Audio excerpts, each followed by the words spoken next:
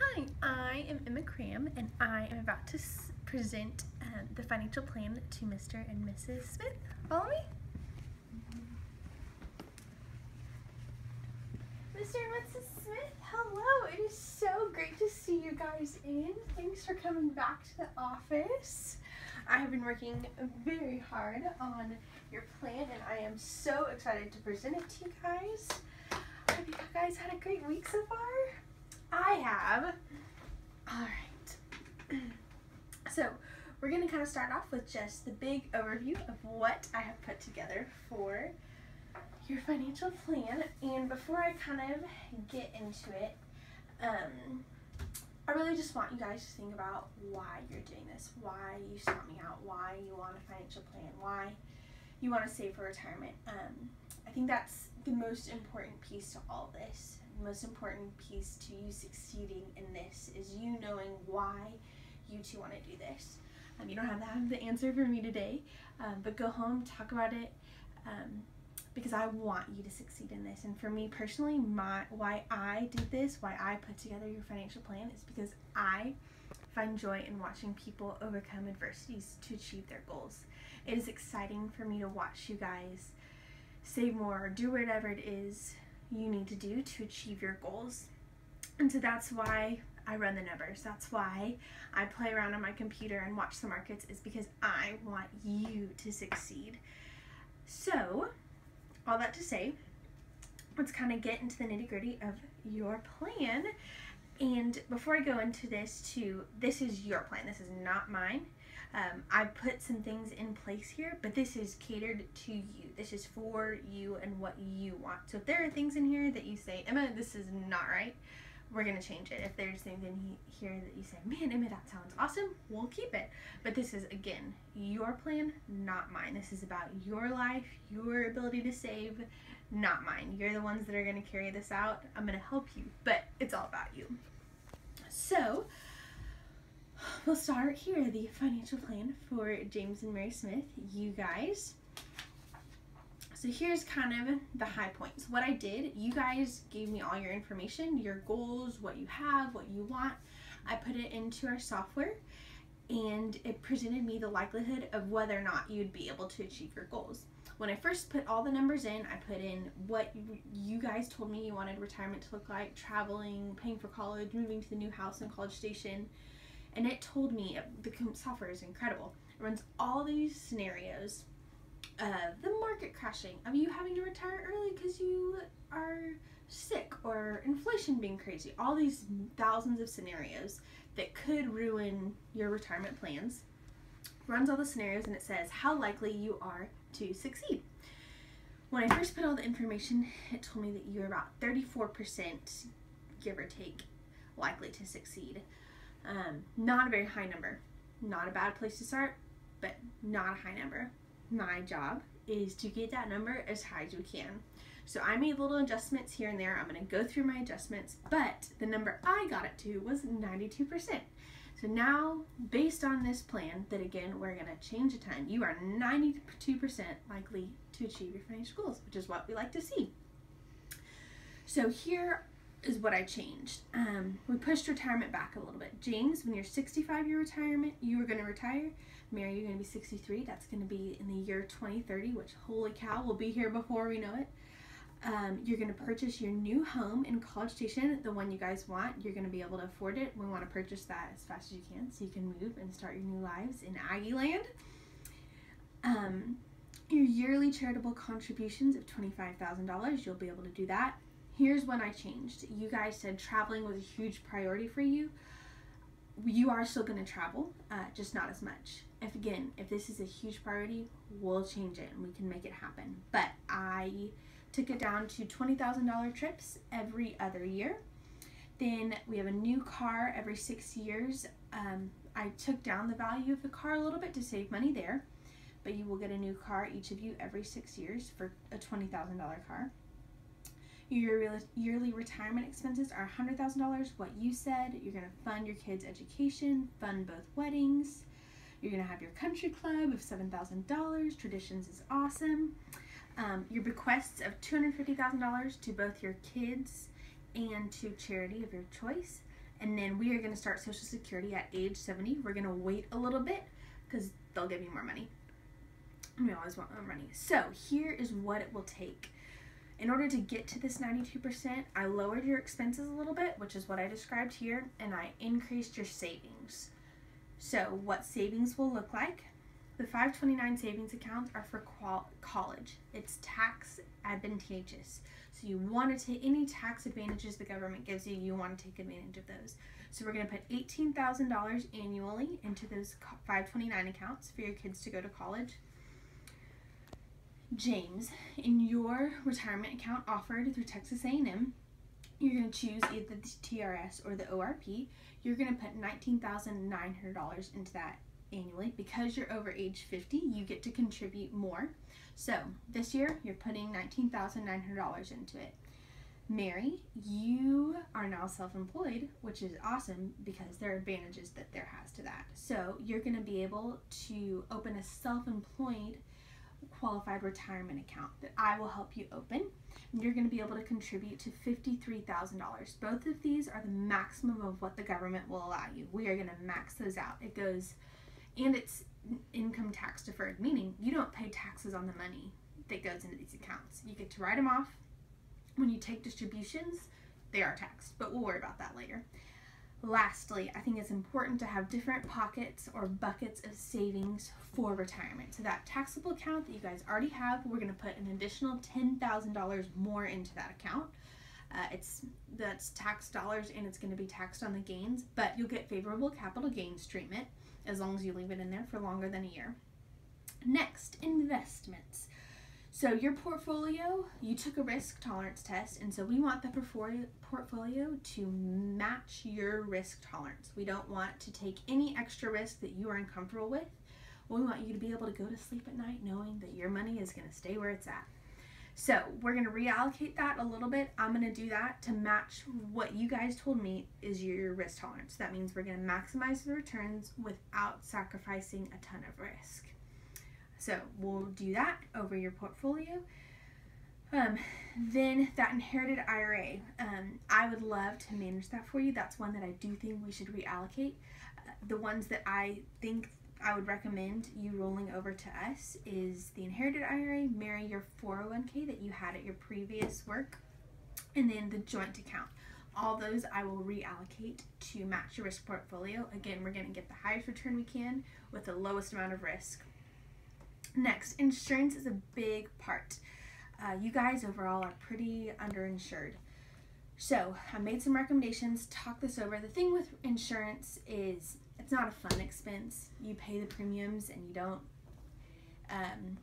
it's not a fun expense, but it's essential to protecting your family.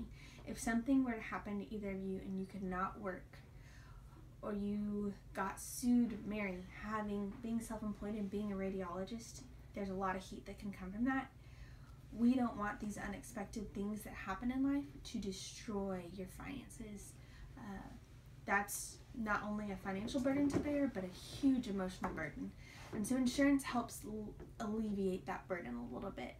So we've got some life insurance. James, you need about, and I ran all the analysis and it shows you the shortages, you need about $1.5 million more of life insurance. Mary, you need about $2.5 million more. You're also losing some benefits through work, so that's why we're going to purchase more of that.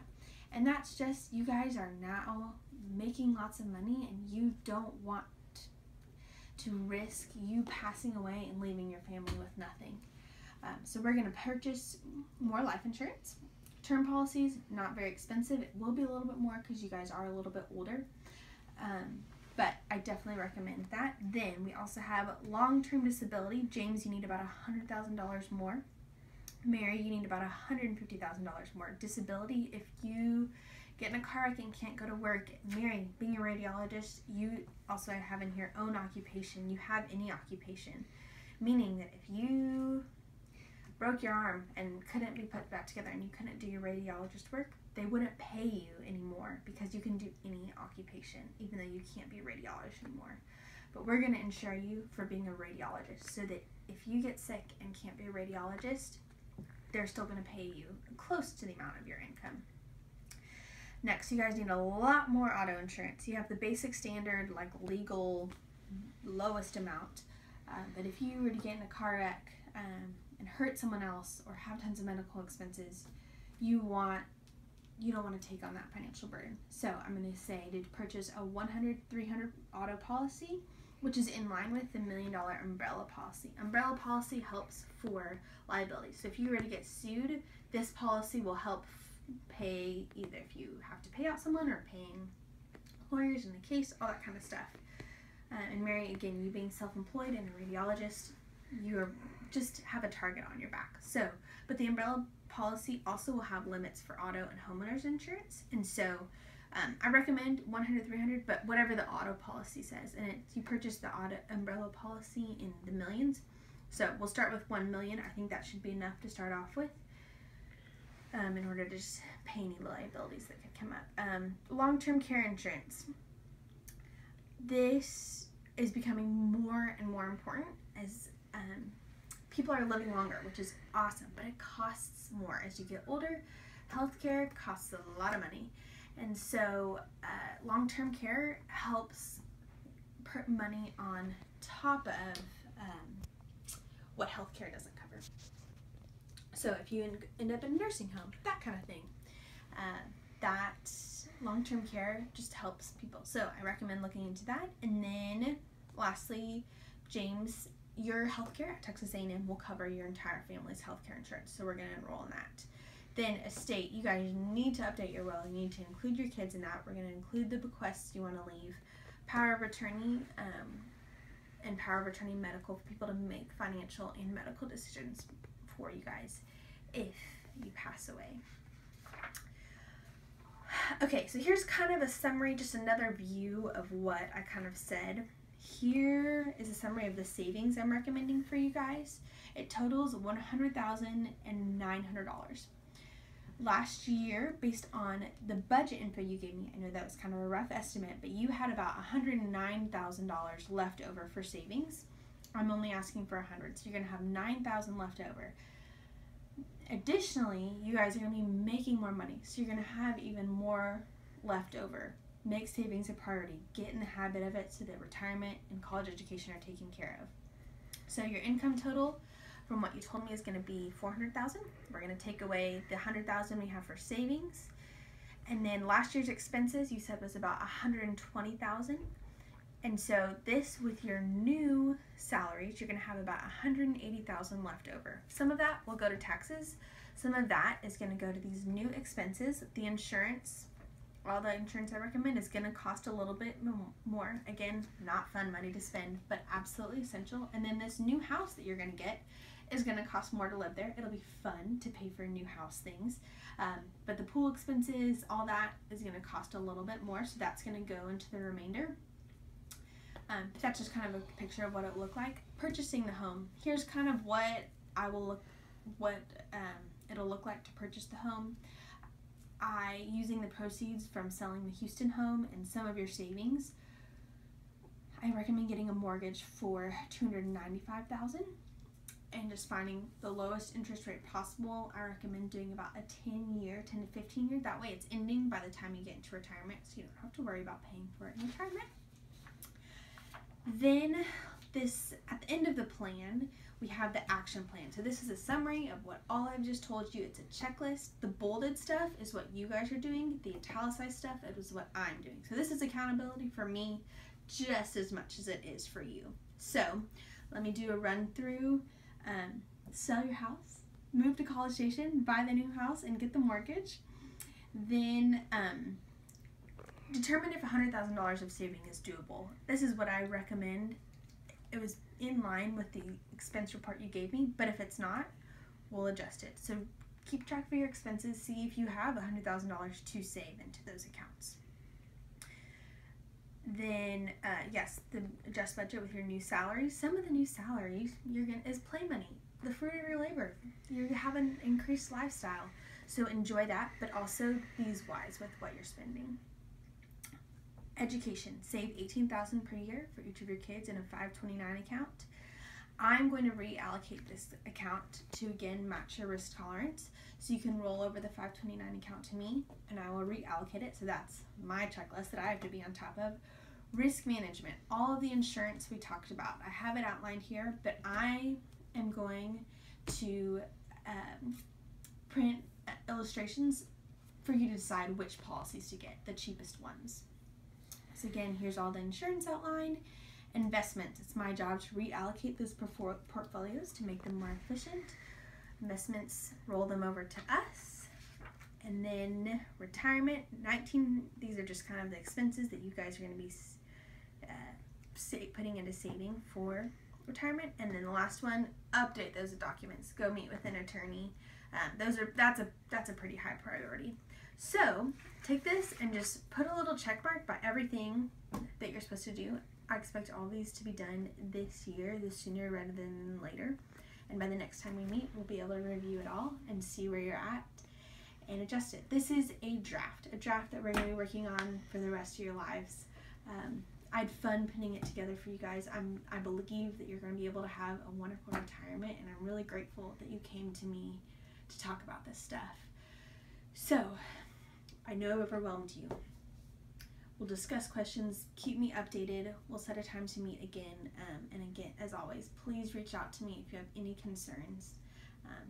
But thank you guys so much for coming in. Have a great rest of your day.